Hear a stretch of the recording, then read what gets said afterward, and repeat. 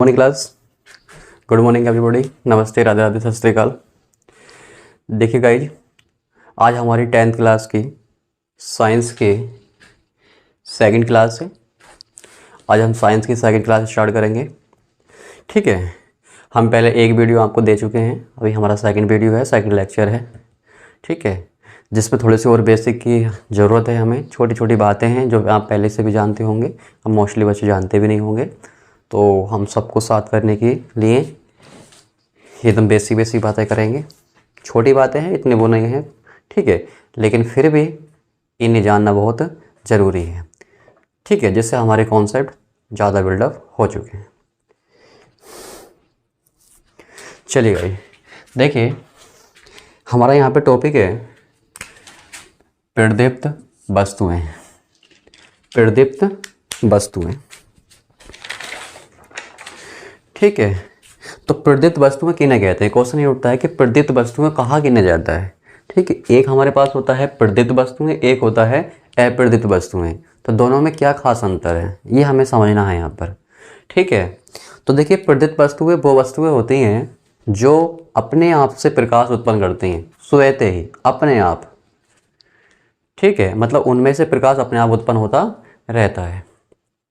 ठीक है, जैसे आपके सूर्य से प्रकाश उत्पन्न होता है, सूर्य प्रकाश उत्पन्न करता है। ठीक है, ऐसे आपके विद्युत बल्ब, जलती हुई मोमबत्ती, ठीक है, तारे, ये सब क्या है? प्रकाश उत्पन्न करते हैं।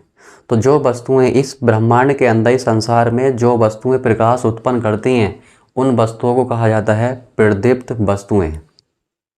ठीक है, प्रदीप्त नाम से क्लियर है। प्रदीप्त मतलब जो प्रकाश देती हूँ, प्रदीप्त मतलब जो दीप्त, जो जलती हूँ। ठीक है, उन्हें कहा जाता है प्रदीप्त वस्तुएं। जो वस्तुएं प्रकाश उत्पन्न करती हैं उन्हें कहा जाता है प्रदीप्त वस्तुएं।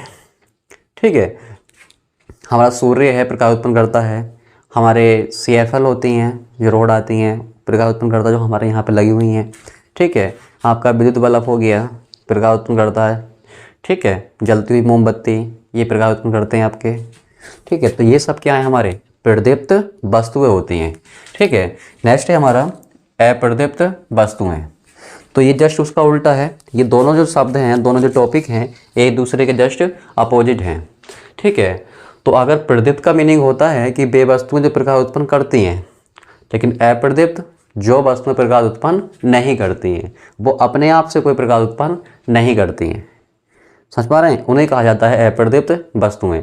जो प्रकाश उत्पन्न करें प्रदीप्त, और जो ना करें अप्रदीप्त। क्योंकि ए लग जाने से हिंदी में क्या होता है, जब किसी वर्ड के आगे ए लग जाता है तो वो उसके मीनिंग को क्या कर देता है? पलट देता है, उल्टा कर देता है। तो यहाँ पे प्रदीप्त का मीनिंग था प्रकाश उत्पन्न करना, और यहाँ पे ए लग जाने से क्या मतलब होगा? प्रकाश उत्पन्न ना करे। ठीक है, तो हमने थ्योरी लिख रखी है इसकी। इसमें लिखा है जो वस्तुएं स्वतः मतलब अपने आप से प्रकाश उत्पन्न नहीं करती हैं। ठीक है, जो वस्तुएं स्वतः अपने आप से प्रकाश उत्पन्न नहीं करती हैं, उन्हें कहा जाता है अप्रदीप्त वस्तुएं। मतलब सिंपल भाषा में अगर हम कहें तो वे वस्तुएं जो प्रकाश उत्पन्न करती ही नहीं है, उन्हें कहा जाता है अप्रदीप्त वस्तुएं। ठीक है, अब इसमें क्या होता है? बल्कि प्रदीप्त वस्तुओं के प्रकाश के आपतित होने पर दिखाई देती हैं। मतलब होता क्या है, ये जो आपकी अप्रदीप्त वस्तुएं होती हैं, ये अपने आप में तो कोई प्रकाश उत्पन्न करती नहीं है, लेकिन ये फिर भी हमें दिखाई देती हैं। और हम अच्छे जानते हैं किसी वस्तु को देखना तो दो चीज़ें जरूरी हैं, एक हमारी आँख, दूसरा प्रकाश। आँख हमारा वो यंत्र है, वो प्रकाशिक यंत्र है जो हमें वस्तु को दिखाने का कार्य करता है। और इस आँख को किसी वस्तु को देखना है तो इसको प्रकाश की आवश्यकता होती है, बिना प्रकाश के ये अधूरा है। ठीक है, क्योंकि आपके फिर आँख आपके काम की नहीं रहेगी अगर प्रकाश नहीं है तो। Clear guys? अब ये जो वस्तु है ये प्रकाश उत्पन्न कर ही नहीं रही है, तो ये हमें दिखाई नहीं देगी। लेकिन इस अप्रदीप्त वस्तु के पास कोई दूसरी प्रदीप्त वस्तु हो, ऐसी कोई वस्तु इसके पास में हो जो प्रकाश उत्पन्न कर रही हो, तो जब उसका प्रकाश इस वस्तु पे आके गिरेगा, ठीक है, तो ये प्रकाश को क्या करेगी? बखेरेगी। और वो प्रकाश जब हमारी आंखों में आएगा तो वस्तु हमें दिखाई देना शुरू हो जाएगी। ये हम बातें पहले जान चुके हैं। ठीक है ना? मतलब कहने का ये है, जैसे हमने एग्जाम्पल के तौर पर ये किताब ली है, ये किताब है, और हम अच्छे जानते हैं ये किताब अपने आप से कोई प्रकाश उत्पन्न नहीं करेगी। किताब, नोटबुक, ठीक है, और भी चीज़ें होती हैं, लकड़ी, मेज, बहुत चीज़ें हैं, ठीक है ना, ये सब क्या होती हैं, अपने आप से कोई प्रकाश उत्पन्न नहीं करती हैं। तो जो प्रकाश उत्पन्न ना करे उसे क्या कहा जाता है, अप्रदीप्त वस्तुएं। तो हमारी जो किताब है ये क्या है, अप्रदीप्त वस्तु है। क्लियर है। अब क्या है, यहाँ पे सूर्य है, सूर्य से क्या होता है, प्रकाश उत्पन्न होता है, सूर्य प्रकाश उत्पन्न करता है, तो सूर्य कैसी वस्तु हुई, प्रदीप्त वस्तु। ठीक है, तो सूर्य जो है हमारा क्या है, प्रदीप्त वस्तु है। तो ये जो किताब है जो अपने आप से कोई प्रकाश उत्पन्न नहीं कर रही है उसे क्या कह रहे हैं हम लोग, अप्रदीप्त वस्तु। और जो सूर्य है जो प्रकाश उत्पन्न कर रहा है उसे क्या बोल रहे हैं हम लोग, प्रदीप्त वस्तु। क्लियर है। अब इस सूर्य का प्रकाश जब इस किताब के ऊपर जाकर गिरेगा, उसके ऊपर आपतित होगा। आपतित का मीनिंग होता है प्रकाश आना उसके ऊपर, उसके ऊपर आगे प्रकाश गिरना। तो प्रकाश का जो गिरना है उसे क्या बोलते हैं, आपतित होना कहते हैं। ठीक है ना। तो जब ये सूर्य से निकलने वाली प्रकाश की किरण या प्रकाश जब इस किताब पे जाके आपतित होगा, इसके ऊपर जाके टकराएगा, गिरेगा, तो ये किताब क्या करेगी, उस प्रकाश को सभी दिशाओं में बखेर देगी। ठीक है। अब उस वस्तु जब प्रकाश को बखेरेगी, ठीक है, तो उस वस्तु, इस किताब के पास खड़ी है नायरा, ये एक लड़की है नायरा। ठीक है, है, ठीक है, गुड। चलिए कोई नहीं। तो ये जो नायरा है इस किताब के पास खड़ी है, सूर्य से प्रकाश आया, वस्तु पे आके टकराया, टकराने के बाद सभी दिशाओं में बिखरा, और एक दिशा में आपकी नायरा खड़ी थी, कुछ प्रकाश उसकी आंखों में पहुंचा। इससे क्या होगा, अब नायरा को ये किताब दिखाई देना शुरू हो जाएगी। जब सूर्य यहाँ पे, मतलब मान लो सूर्य नहीं थे, तब नायरा को ये किताब दिखाई नहीं दे रही थी, लेकिन जब सूर्य उदय हुए, सूर्य निकले, तब वहाँ से प्रकाश इसके ऊपर आके क्या हुआ, आपतित हुआ। आपतित होने से इसके ऊपर प्रकाश टकराया, आपतित हुआ, उसके बाद वो प्रकाश सभी दिशाओं में बिखरा, बिखरने के बाद इसकी आँख में पहुँचा, तब जाके इस नायरा को ये किताब दिखाई देना शुरू हुई। क्लियर है। हाँ, हालांकि ये मानते हैं सूर्योदय होने से पहले उस मॉर्निंग टाइम होता है, उस समय रोशनी होती है, वो बात अलग है। ठीक है ना। लेकिन हम यहाँ पे ये प्रेस कर रहे हैं, जैसे मान लो कि यहाँ पे कोई रूम, अंधेरा रूम है, वहाँ पे नायरा खड़ी है उस रूम के अंदर, वहाँ पे किताब रखी है। ठीक है। अब मान लो सूर्यदेव को हटा के यहाँ पे मान लो बल्ब है। ठीक है। और जब ये बल्ब ऑफ था तो ये रूम में अंधेरा था, तो क्या नायरा को किताब दिखाई देगी, नहीं दिखाई देगी। लेकिन जैसे ही हमने बल्ब को ऑन किया तो वहाँ से प्रकाश आया, इसके ऊपर गिरा, बिखरा, इसकी आंखों में पहुंचा, ये किताब इसको दिखाई देना शुरू हो गई। तो ये कहने का मतलब है, ठीक है ना, उस बात का भी अलग मत निकालने, अगर सूर्य से पहले हम बस दिखाई देने लगती हैं, ठीक है, वो बात नहीं कर रहे हैं हम लोग। ठीक है। तो इस प्रकार से क्या है, ये जो प्रदीप्त वस्तु है वो क्या कार्य कर रही है, अप्रदीप्त वस्तुओं को दिखाने का। भाई अप्रदीप्त वस्तु कोई प्रकाश उत्पन्न नहीं कर रही है, लेकिन दूसरे के प्रकाश से क्या हो रही है, दूसरे के प्रकाश की सहायता से हमें दिखाई देती हैं। ठीक है। तो हमारी जो अप्रदीप्त वस्तु होती हैं वो हमेशा प्रदीप्त वस्तुओं की सहायता से ही दिखाई देती हैं, उनके प्रकाश के कारण भी हमें दिखाई देती हैं। ठीक है। तो मैं उम्मीद करता हूँ आपको ये प्रदीप्त और अप्रदीप्त वस्तुओं में आपको क्लियरिटी समझ में बनी होगी या समझ में आई होगी। ठीक है ना। चलिए गाइस आगे बढ़ते हैं।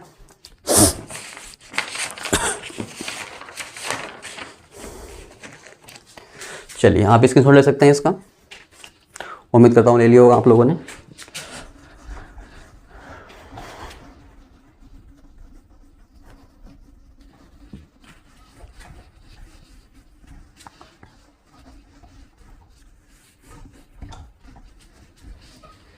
देखिए अगला टॉपिक है हमारा प्रकाश स्रोत, या बोलेंगे प्रकाशिक स्रोत। प्रकाश स्रोत क्या होते हैं। ठीक है। देखो स्रोत का मैंने यहाँ पे होता है जैसे जो वस्तु हमें प्रकाश दे रही हैं, ठीक है, जो वस्तु हमें प्रकाश दे रही हैं उन्हें बोलते हैं प्रकाश स्रोत। और जो वस्तु हमें जल दे रही हैं, जैसे झील है, नदी है, समुद्र है, तो ये सब क्या देते हैं, हमें जल देते हैं, तो इन्हें क्या बोलेंगे, जल के स्रोत। ठीक है। तो इस प्रकार से जो चीज़ें हमें मिल रही होती है ना, जैसे नदी है, नदी हमें मछली देती है, तो नदी क्या हमारा, या समुद्र हमें मछली देता है, तो हम क्या बोलेंगे, ये समुद्र हमारा मछली का स्रोत है। तो उसी प्रकार से क्या है, जिन वस्तुओं से हमें प्रकाश मिलता है, जो हमें प्रकाश देते हैं, उन्हें कहा जाता है प्रकाश स्रोत। जैसे आपका सूर्य, तारे, विद्युत बल्ब, जलती हुई मोमबत्ती, ये सब क्या करते हैं, हमें प्रकाश देते हैं, इसलिए ये सब क्या है, प्रकाश स्रोत हैं। मतलब जो आपकी प्रदीप्त वस्तुएं हैं वो सब क्या है, प्रकाश स्रोत हैं। तो प्रकाश स्रोत कौन है, प्रदीप्त वस्तुएं, ठीक है। और प्रदीप्त वस्तुएं क्या होती हैं, जो प्रकाश देती हैं या जो प्रकाश उत्पन्न करती हैं।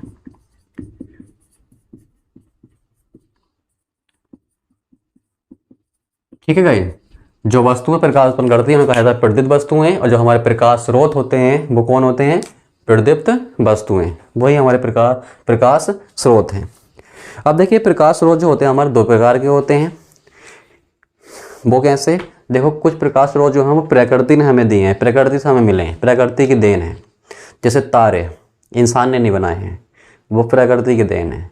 सूर्य प्रकृति की देन है, ठीक है। लेकिन जो आपका विद्युत बल्ब हो गया, मोमबत्ती हो गई, तो ये क्या है, ये मानव ने बनाए, ठीक है। तो जो प्रकृति ने हमें दिए हैं उन्हें कहेंगे प्राकृतिक प्रकाश स्रोत, प्राकृतिक प्रकाश स्रोत। और जो मानव ने खुद बनाए हैं, इंसान ने बनाए हैं, ठीक है, उसे बोलेंगे मानव निर्मित प्रकाश स्रोत।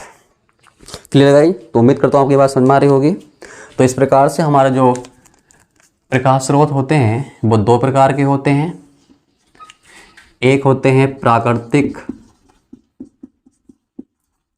प्रकाश स्रोत,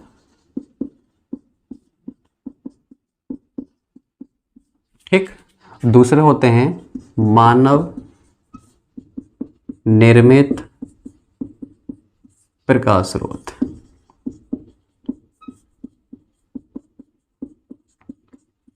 ठीक है, तो सिंपल सी बात है, देखो नाम से क्लियर है, प्राकृतिक प्रकाश स्रोत, ऐसे प्रकाश स्रोत जो प्रकृति से मिले हैं, प्रकृति ने दिए हैं, प्रकृति में हैं, ठीक है, उन्हें क्या कहेंगे लोग, प्राकृतिक प्रकाश स्रोत। मतलब ये जो प्रकाश स्रोत है इंसान ने नहीं बनाए, मानव ने नहीं बनाए, ये प्रकृति की देन है, तो इसलिए इन्हें कहा जाता है प्राकृतिक प्रकाश स्रोत।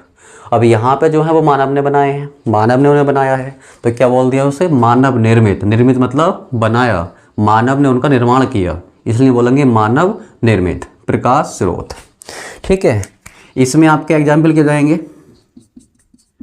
जैसे आपके सूर्य, तारे, ठीक है, ये क्या होते हैं आपके प्राकृतिक प्रकाश स्रोत। ठीक है, और जो मानव ने बनाए हैं वो क्या बनाया है, जैसे विद्युत बल्ब, मोमबत्ती,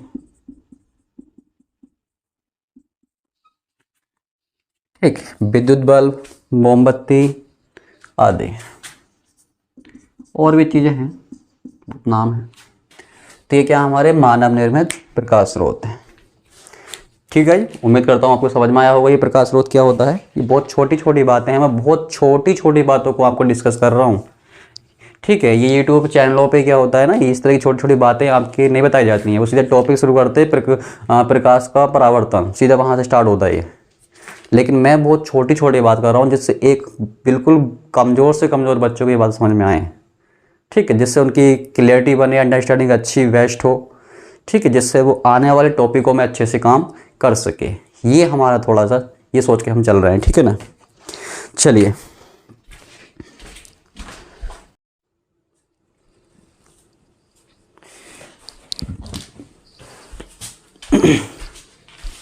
देखिए गाइस, अब हमारा नेक्स्ट टॉपिक है प्रकाश के गुण।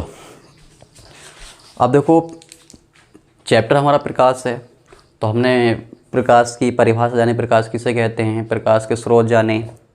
ठीक है, प्रकाश वस्तु को कैसे दिखाता है ये भी हमने जाना, हमने बहुत बातें करी। ठीक है ना, अब देखिए हम कुछ प्रकाश के गुणों की बात करेंगे, जिसमें से आप एक दो गुण देख चुके हैं। जैसे प्रकाश एक सीधी रेखा में चलता है, हम बात कर चुके हैं। प्रकाश एक सीधी रेखा में भी चलता है और प्रकाश तरंग की भांति में व्यवहार करता है, इस तरीके से।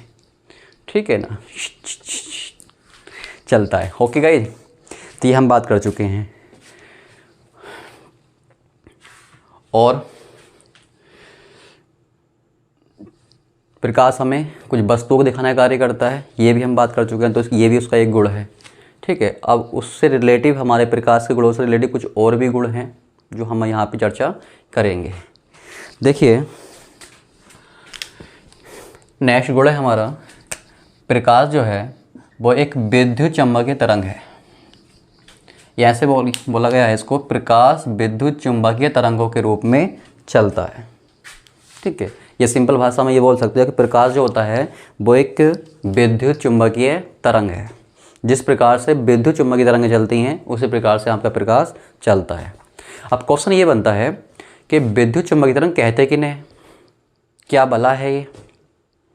ठीक है, तो देखिए विद्युत चुम्बकीय तरंग क्या है, एक प्रकार से बहुत सारे प्रकाशों का एक समूह है, ग्रुप है, जिसमें आपके रेडियो तरंगें, आवृत्त तरंगें, सूक्ष्म तरंगें, ठीक है, एक्स किरणें और आपका जो विबग्योर है, जो प्रकाश वाला पार्ट है, इस प्रकार से बहुत सारा प्रकाश है जो हमें केवल दृश्य प्रकाश दिखाई देता है, बाकी और प्रकाश हमें दिखाई नहीं देता है। ठीक है, इन बातों को हम जाके 12th क्लास में इनको जानेंगे, जहाँ पे कुछ हाइड्रोजन से रिलेटिव कुछ श्रेणियाँ पढ़ाई जाती हैं। ठीक है, वहाँ पे ये बातें की जाती हैं। चलिए, अब देखो यहाँ के हिसाब से क्या है, विद्युत चुम्बकीय तरंगें वे तरंगें होती हैं जो किसी माध्यम के साथ साथ निर्वात में भी चल सकें। समझ रहे हैं, जो जल, वायु, कांच, इन सभी के अलावा वो निर्वात में भी गति कर सकें। सही है, उन्हें कहा जाता है विद्युत चुम्बकीय तरंगें। मतलब विद्युत चुम्बकीय तरंगें वे तरंगें होती हैं जो निर्वात में गति करती हैं।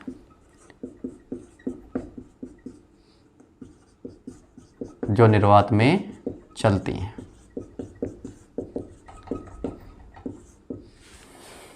और निर्वात आप जानते हैं, जो वायुमंडल के ऊपर वाला हिस्सा, जो अंतरिक्ष वाला हिस्सा, अंतरिक्ष जिसे बोलते हैं स्पेस, वायुमंडल से ऊपर वाला जो हिस्सा है, ठीक है, जैसे आपकी ये पृथ्वी है, इस पृथ्वी के ऊपर वायुमंडल है, यहाँ तो मान लो वायुमंडल है, ठीक है, इसके ऊपर जो आपका है ये आपका क्या है, अंतरिक्ष है।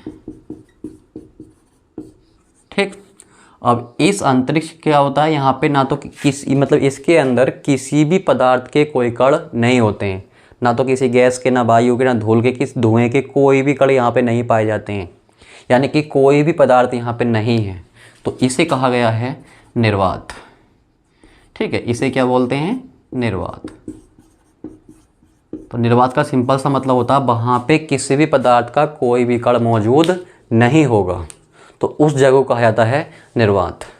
जैसे एक रूम है, रूम के अंदर से आप धूल के कण, धुएं के कण, वायु कण बाहर कर दो, मतलब इसके अंदर कोई कण ही ना रहे, तो ये रूम क्या बन जाएगा, हमारा एक निर्वात बन जाएगा। ऐसी कोई बोतल है, कांच की बोतल, समझ लीजिए कांच की बोतल है, उस कांच की बोतल खाली बोतल है, ठीक है, कुछ नहीं है उसके अंदर, ना कोई धूल का कण है, तो कुछ नहीं है। अब अगर उसकी डाट खुली है या बंद भी करोगे तो उसके अंदर वायु है। अब मैं किसी प्रकार से वहाँ से उस वायु को भी बाहर निकाल दूँ, ठीक है, उस बोतल में से वायु को भी बाहर निकाल दूं, तो वो जो बोतल है वो हमारे लिए क्या बन जाएगी, निर्वात का कार्य करेगी। तो आई होप आपको ये समझ में आया होगा।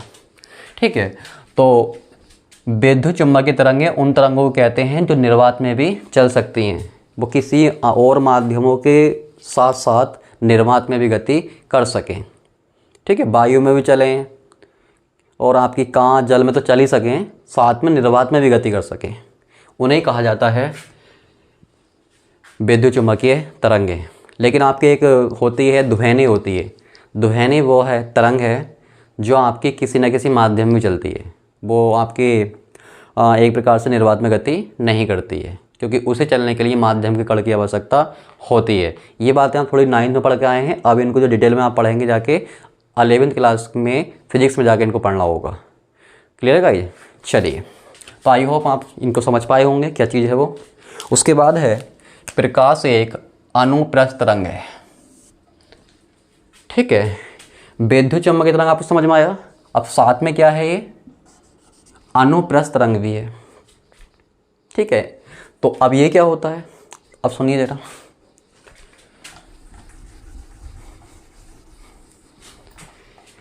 देखिए, हमने माना कि जो आपकी प्रकाश है वो प्रकाश इस दिशा में जा रहा है। ठीक है, तो ये आपके प्रकाश की दिशा है।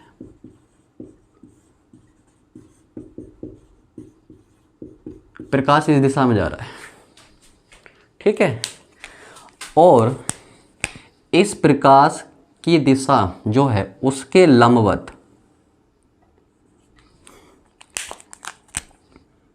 90 डिग्री पर, ठीक है। ये दिशा किसकी है, मैं यहाँ ले देता हूँ घुमा के इस तरह से, प्रकाशीय कणों के संचरण की, या से लिख लो प्रकाशीय कणों के कंपन की दिशा।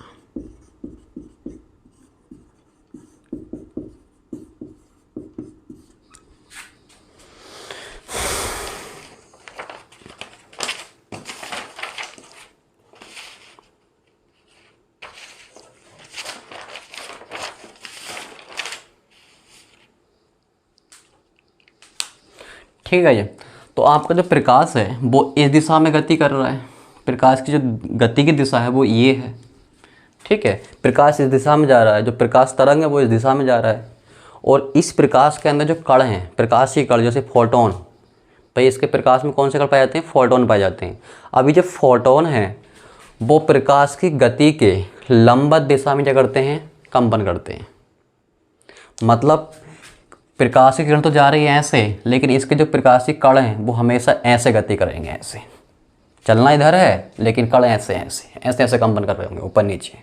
मतलब ये जा रही है ऐसे और ये गति करेंगे ऊपर नीचे इस तरह से, मतलब इसके लंबवत, इससे 90 डिग्री पे, मतलब ऐसे जाएगा, ऐसे ऐसे ऐसे, ये जा रही है इधर और ये ऐसे ऐसे चल रहे हैं, ऐसे ऐसे, समझिए इस बात को, ठीक है। ये तरंग की दिशा और ये इसके कण इस तरह से, तो हमेशा किसने पे होंगे, ये 90 डिग्री पे। इनकी गति की दिशा देख रहे हैं आप लोग, ये देखो मेरी उंगली ध्यान दो, ये देखो इससे क्या है 90 डिग्री पे, ऐसे, क्लियर है। तो इस प्रकाश के अंदर जो प्रकाशीय कण होते हैं फोटोन, वो हमेशा प्रकाश के चलने की दिशा के लंबवत गति करते हैं। तो ऐसी तरंगों को कहा जाता है अनुप्रस्थ तरंगे। एक प्रत्यास्थ, सॉरी, तो जो आपकी अनुप्रस्थ तरंगे आपको आई होप समझ में आया होगा, ठीक है। तो कोई तरंग अगर गति कर रही है तो उसी गति के दिशा के लंबवत उसके कण क्या करते हैं, गति करते हैं। तो ऐसी तरंगों को कहा जाता है अनुप्रस्थ तरंगे। आई होप आपको ये समझ में आया होगा। नेक्स्ट पॉइंट चलते हैं। देखिए तीसरा पॉइंट है प्रकाश निर्वात में चल सकता है।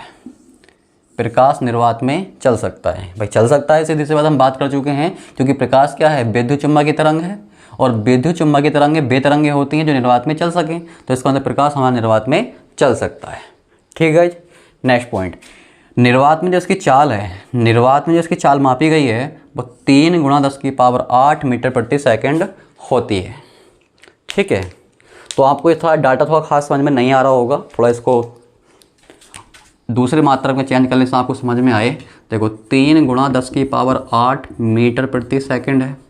अब मैं 3 × 10⁵ और इसे × 10⁻³ लिख सकता हूँ मीटर प्रति सेकंड। 10⁵ × 10⁻³ गुणा में है, दोनों जुड़ जाएंगे घात है, 5 3 8 हो जाएगा, ठीक है। अब देखो 3 कितने जुड़े हैं इसके पास, 5, 1 2 3 4 5। उसके बाद 10⁻³ का क्या मतलब है भाई, इतने की अगर मैं बात करूँ 10⁻³ मीटर, तो ये क्या हुआ 10⁻³ मीटर, 1000 मीटर है ना। ये 10⁻³ मीटर क्या है, 1000 मीटर। और 1000 मीटर में कितने किलोमीटर होते हैं, 1 किलोमीटर, ठीक है। तो मैं 10⁻³ मीटर के स्थान पे क्या लगा सकता हूँ, किलोमीटर, यानी कि 1 किलोमीटर प्रति सेकंड। अब ये क्या बना, इकाई धाई सैकड़ा हज़ार 10,000 लाख, इकाई धाई सैकड़ा हज़ार 10,000 लाख, 3 लाख, 3 लाख किलोमीटर प्रति सेकंड।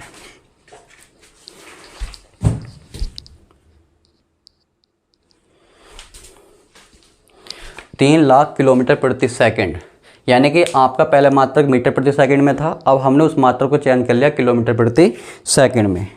अब आपको ये समझ में आएगा 3 लाख किलोमीटर प्रति सेकंड, प्रति मतलब 1 सेकंड में आपका जो प्रकाश है वो 1 सेकंड में 3 लाख किलोमीटर चलता है। 1 सेकंड में पलक भी झपक पाओगे, आपका प्रकाश 3 लाख किलोमीटर दौड़ जाएगा। समझ सकते हैं कितना चाल होता है इसका, कितनी गति होती है इसके अंदर, कितनी तेज़ दौड़ता है प्रकाश। यानी कि 1 सेकंड ही होगा 3 लाख किलोमीटर की दूरी तक कर लेगा। वाह रे वाह, क्या प्रकाश है भाई। चलिए नेक्स्ट पॉइंट है हमारा प्रकाश पारदर्शी माध्यम। अब ये क्या होता है पारदर्शी माध्यम? देखिए वे माध्यम जिनमें प्रकाश क्या कर सके, आर पार गति कर सके। जैसे मान लो वायु है, यहाँ वायु भरी है, तो आपका प्रकाश इधर से आया और इस वायु में से प्रकाश निकल के चला जाएगा, तो आर पार गति कर सकता है। जैसे यहाँ पर मान लो कि कांच की दीवार है, कांच की दीवार लगा दो यहाँ से और इधर से प्रकाश आए, तो प्रकाश इस कांच की दीवार को क्या कर जाएगा, आर पार कर जाएगा, मतलब इसमें से होकर निकल जाएगा। ठीक है, तो प्रकाश जिन माध्यमों में से आर पार निकल सके, आर पार मतलब गुजर सके, उसमें से गुजर जाए, उस माध्यम में से गुजर के चला जाए, तो उन माध्यमों का जाता है पारदर्शी माध्यम। ठीक है, पारदर्शी का मीनिंग होता है आर पार। ठीक है, चलिए तो जैसे कांच पारदर्शी माध्यम होता है, कांच में से प्रकाश आर पार निकल जाता है। ऐसे ही आपका वायु है, वायु भी क्या आपका पारदर्शी माध्यम है। आपका जल है, जल भी क्या है, पारदर्शी माध्यम है। ठीक है, अगर कहीं पर जल भर के यहाँ पे जल भर कर रख दोगे, इधर से प्रकाश आएगा तो इस जल में से निकल के चला जाएगा। ठीक है, तो जल भी क्या हमारा पारदर्शी माध्यम है। तो आपका जो प्रकाश है वो पारदर्शी माध्यम जैसे कांच, वायु आदि में से गुजर सकता है। मतलब प्रकाश आपका पारदर्शी माध्यम में से गुजर के जा सकता है, कोई दिक्कत नहीं है उससे। लेकिन अपारदर्शी माध्यम जैसे लकड़ी, दीवार आदि में से नहीं गुजर सकता। अपारदर्शी मतलब वो माध्यम जिनमें से प्रकाश आर पार ना जा सके। जैसे लकड़ी है, लकड़ी की दीवार लगा दो, ठीक है, या आप ईंटों की दीवार लगा दो और इधर से प्रकाश कोई मतलब आप प्रकाश स्रोत ऑन कर दो और वहाँ से जब प्रकाश आएगा तो इस लकड़ी की दीवार या ईंट की दीवार को पार करके नहीं जा सकता, यहीं टकरा कर रह जाएगा, यहीं दम तोड़ देगा। ठीक है ना, ऐसा होता है, यहीं दम तोड़ जाएगा, आर पार नहीं निकल पाएगा। इतनी ताकत नहीं है उसकी कि उसमें से निकल पाए, भले कितनी तेज़ दौड़ता है। ठीक है गाइस, तो ये जो आपकी लकड़ी की जो दीवार है या फिर आपकी जो बोलो ईंटों की जो दीवार आप खड़ी करोगे यहाँ पे, तो वो क्या कहलाएगी, आपका प्रकाश के लिए अपारदर्शी माध्यम। मतलब ऐसा माध्यम जिसमें से प्रकाश नहीं गुजर पा रहा है, उन्हें कहते हैं अपारदर्शी माध्यम। तो बात यहाँ से ये निकल के आई, जो प्रकाश हमारा होता है वो पारदर्शी माध्यम में से गुजर सकता है, जबकि अपारदर्शी माध्यम में से बिल्कुल नहीं गुजर सकता। क्लियर है, यहाँ पे ये बात हमने समझी।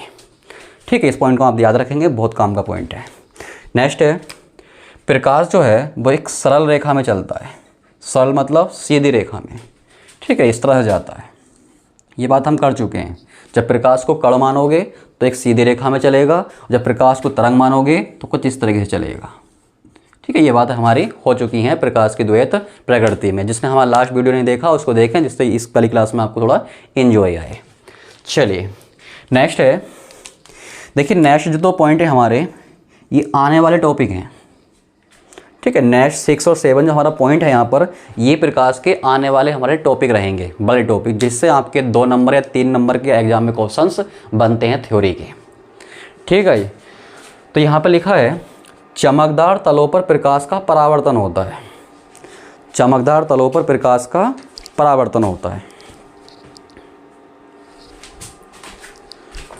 ठीक है, ये बात तो क्लियर हो रही है। यहाँ पे चमकदार तल किसे कहते हैं? जैसे आपका शीशा है, शीशे की जो सतह होती है वो चिकनी होती है, चमकदार होती है। जब उस पर प्रकाश आएगा तो वहाँ पे क्या होगा, उसका परावर्तन होगा।